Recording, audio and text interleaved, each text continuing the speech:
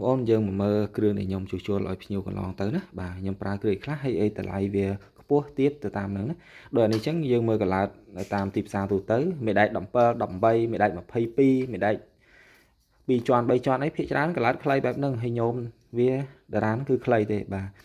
តែបើខ្ញុំជួសជុលឲ្យណាបាទមេដែក3ជាន់អីគឺខ្ញុំដាក់កន្លើតប៉ុណ្ណឹងបាទសាច់លួសវែងណាបាទសាច់លួសវែងហើយញោមវាវែងណាបាទហើយសាច់លួសវាក៏ទៅសាយធំដែរណាអានេះ050គត់ណាបាទសាច់លួសវាបាទអញ្ចឹងតម្លៃក៏វាខុសគ្នាហើយគុណភាពកម្លាំងវ៉ាត់ក៏វាឡើងខ្ពស់ជាងមុនដែរបាទអញ្ចឹងយើងប្រើអំភ្លីវាស៊ូជាងមុនណាបាទយើងចាក់ធម្មតាឆេះ100ឆេះអានេះយើងចាក់100អត់ឆេះទេអញ្ចឹងហើយតើតើនឹងអាម៉ារ៉ាដែលយើងដូរដូចគ្នាដែរអាម៉ារ៉ាស៊ីនវាគឺបែបហ្នឹងបាទភ្លីវាតូចហើយស្ដើងជាងណាបាទស្ដើងជាងហើយពួកខ្ញុំដូរខ្ញុំដាក់ភ្លីធំជាងហើយ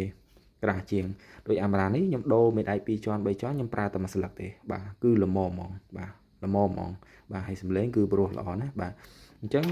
តម្លៃក៏វាខុសគ្នាតាមបងប្អូនធ្វើទូទៅដែរណាបាទហើយគុណភាពគឺវាធានាថាជាប់ជាងបោះស៊ីនទៀតណាបាទហើយក៏វាធន់ជាងដែរ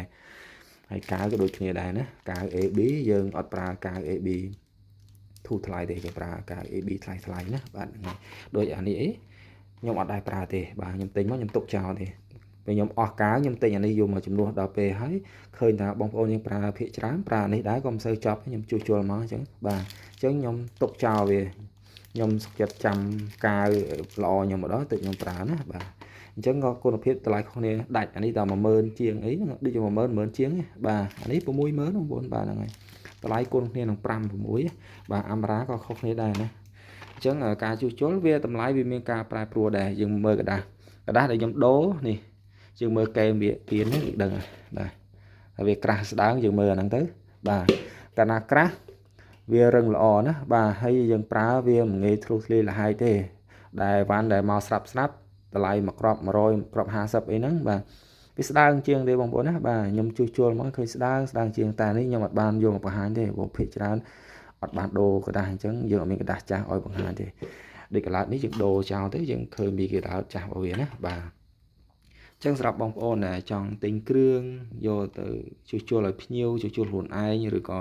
ចង់ឲ្យខ្ញុំជួសជុលអីបាទនឹងអាចតាក់ទងមកបានណាបាទតម្លៃវាទៅតាមគ្រឿងនៅតាមទំហំកន្លើតបងប្អូនដែរហើយបើសិនជាបងប្អូនមានសភាពថាខូចខ្លាំងសតមេដែកនឹងក្រងឆ្អឹងទេបើយើងដូរអាម៉ារ៉ាដូរកន្លើតដូរច្រមុះដូរกระดาษអីតម្លៃវាថ្លៃអីចឹងបងប្អូនអាចទិញគ្រាប់ថ្មីទៅបាទបានតាមទីផ្សារវារឿងធូរថ្លៃដែរប៉ុន្តែបើសិនជាយើងដូរគ្រឿងថ្មីទាំងអស់ហ្នឹងគុណភាពក៏វាខុសពីគ្រាប់ថ្មីដែលបងប្អូនប្រើពីមុនដែរណាបាទព្រោះយើងប្រើគ្រឿងល្អអស់ហើយណាបាទ